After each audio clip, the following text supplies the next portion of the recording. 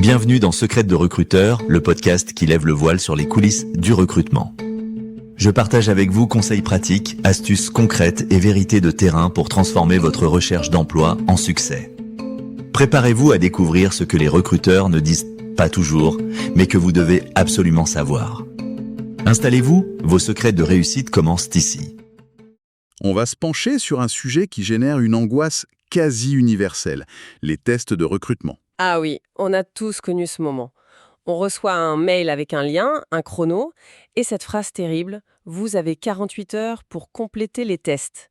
Et là, le réflexe est immédiat. Oui, la panique. On se jette sur Internet, on cherche des annales, on essaye de résoudre des suites de dominos improbables en pleine nuit, on se remet en mode examen, quoi. Persuadé que la clé, c'est d'être le plus intelligent. Et c'est précisément là que se trouve l'erreur fondamentale, celle qui coûte des postes à des candidats qui sont pourtant excellents. S'entraîner sur le contenu, c'est comme se préparer pour un match de foot en apprenant par cœur les règles de l'arbitrage. C'est une bonne image, ça. C'est utile, mais ça ne fait pas gagner le match. En fait, ces outils ne sont pas conçus pour mesurer une intelligence brute. Leur véritable objectif, c'est d'évaluer la performance sous contrainte, la gestion du stress, la manière de raisonner face à l'inconnu. Donc l'idée reçue, c'est qu'il faut se préparer sur le quoi. Exactement. Alors que la réalité, c'est qu'il faut maîtriser le comment. C'est un renversement de perspective complet. Notre mission aujourd'hui, à travers l'analyse des sources, c'est donc de déconstruire ce mythe. L'objectif est simple, à la fin de cette discussion, l'idée de passer un test ne doit plus être une source de panique, mais un exercice stratégique. Voilà, on remplace la quête de la bonne réponse par un vrai cadre de décision pour performer. Oui, même et surtout quand on ne connaît pas la réponse. Alors, commençons par le début. Si ce n'est pas un examen scolaire, qu'est-ce que c'est vraiment ? On a l'impression que le problème, c'est la difficulté des questions, ces fameuses suites logiques. Oui, ou c'est graphique, complexe, mais ça, ce n'est que le symptôme. D'accord. Absolument. Le vrai problème, c'est de ne pas comprendre le pourquoi derrière le test. Du point de vue du recruteur, le CV, l'entretien, tout ça reste subjectif. Bien sûr.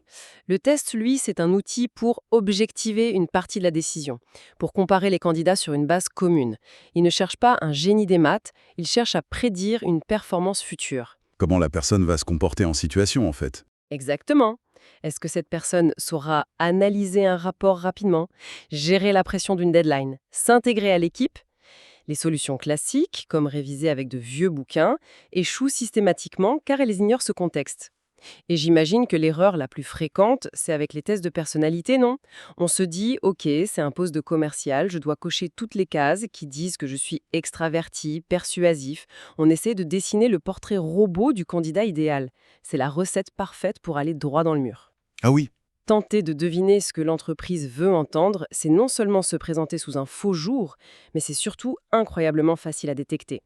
Ces tests, comme le fameux S-Osier par exemple, sont truffés de mécanismes de contrôle. Comment ça ? Mais ils posent des questions similaires, sous des formes différentes. Ils mesurent ce qu'on appelle la désirabilité sociale.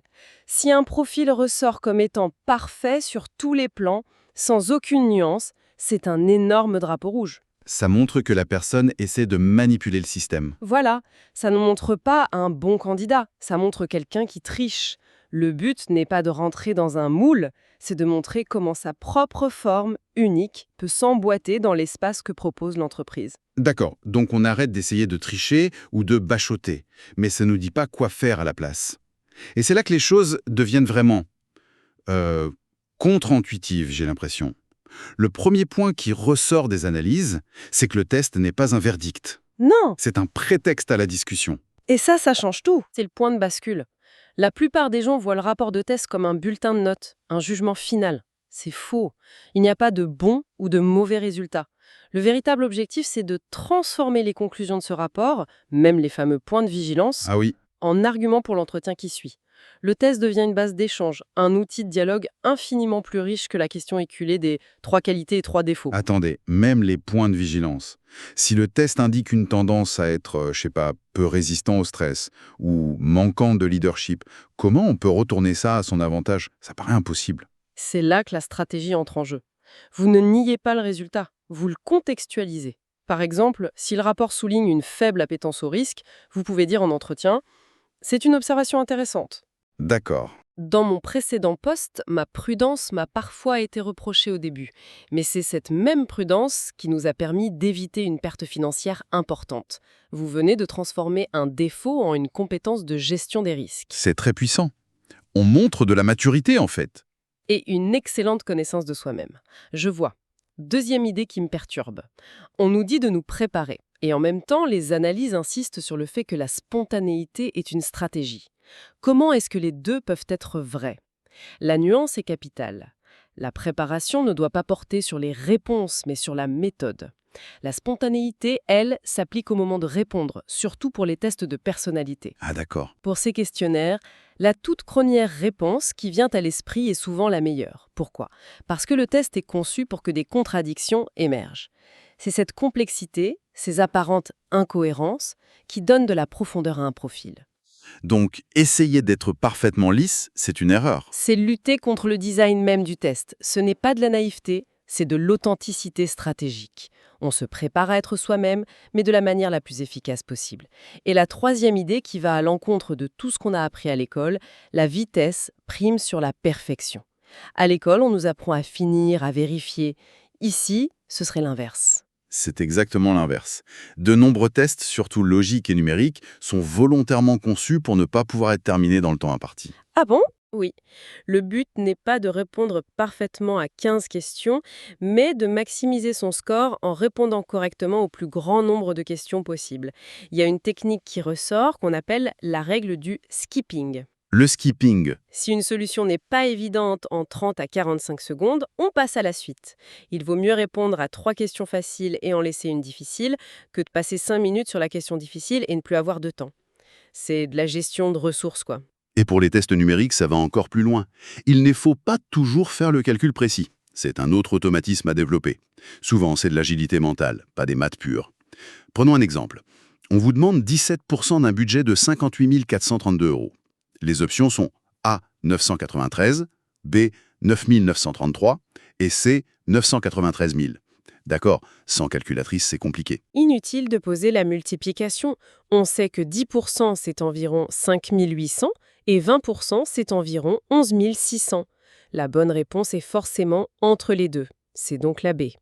Une simple estimation élimine les mauvaises réponses en quelques secondes. On ne résout pas un problème de maths, on gère son temps pour marquer des points. C'est un changement de mentalité radical. Voilà. D'accord. Ces angles morts changent complètement la donne. On comprend les pièges. Mais comment on met tout ça en pratique? Comment on passe de la théorie à une vraie méthode? Les analyses permettent de construire un modèle en 3 phases. La première, c'est le décodage. C'est le travail de détective, avant même d'ouvrir le moindre exercice. Il faut décortiquer l'offre d'emploi, la culture de l'entreprise. Quels sont les mots-clés qui reviennent? Autonomie, agilité, rigueur analytique. Ce sont des indices. Des indices directs sur ce qui sera évalué. Ensuite, on anticipe le type de test. Pour un poste de contrôleur de gestion, attendez-vous à du numérique. Pour un avocat, du verbal, c'est quasi certain. Justement, décomposons-les. Le raisonnement logique. Avec ces suites de dominos, qu'est-ce que ça mesure vraiment? Ça a l'air tellement abstrait. C'est une excellente question. Ça mesure l'agilité intellectuelle pure, la capacité à identifier des règles dans un système inconnu, sans connaissance préalable. Donc pour un chef de projet, par exemple. C'est la capacité à comprendre rapidement les dynamiques d'une nouvelle équipe, à déceler un problème caché dans un planning. C'est la flexibilité mentale. Amer, mais de la capacité à analyser de l'info écrite sous pression. L'exercice classique, un texte court, une affirmation, et on doit dire vrai, faux ou on ne peut pas savoir. Le piège, c'est d'utiliser ses propres connaissances. Exactement. Le test mesure la rigueur, la capacité à se baser uniquement sur les faits présentés sans surinterpréter. Ok, c'est clair. Phase 1, l'enquête. La deuxième phase, l'entraînement stratégique. Donc ce n'est pas du bachotage, mais plutôt une sorte d'entraînement de sportif de haut niveau. C'est exactement cette image. Le but est de créer des automatismes pour libérer la charge mentale le jour J. Pour la logique, on s'entraîne à procéder par élimination. On identifie une règle simple et on élimine les options qui ne collent pas. Voilà. Pour le numérique, on révise ses bases de calcul mental, pourcentage, ratio. Pour le verbal, on pratique le balayage visuel, le scanning. On repère les mots-clés de la question dans le texte avant de le lire en détail. On lit de manière active. Il y a aussi les tests de mémoire, qui peuvent être très déstabilisants. comment on s'entraîne à ça? Pour la mémoire, une technique efficace, c'est le chunking, le regroupement. Retenir 1998, 2001, 2026, c'est dur. Oui. Mais si on regroupe en 1998, 2001, 2026, 3 dates, c'est beaucoup plus simple. On donne du sens. Mais le plus important de cette phase, c'est de s'entraîner en conditions réelles. Avec un chronomètre? Évidemment. Et même, certaines analyses suggèrent de s'entraîner dans un environnement avec un léger bruit de fond, comme un café, pour muscler sa concentration. Intéressant. Et enfin, la troisième phase, celle que tout le monde oublie, la restitution. On pense que c'est fini après avoir cliqué sur « Terminé ». Grosse erreur. C'est là que le vrai travail commence.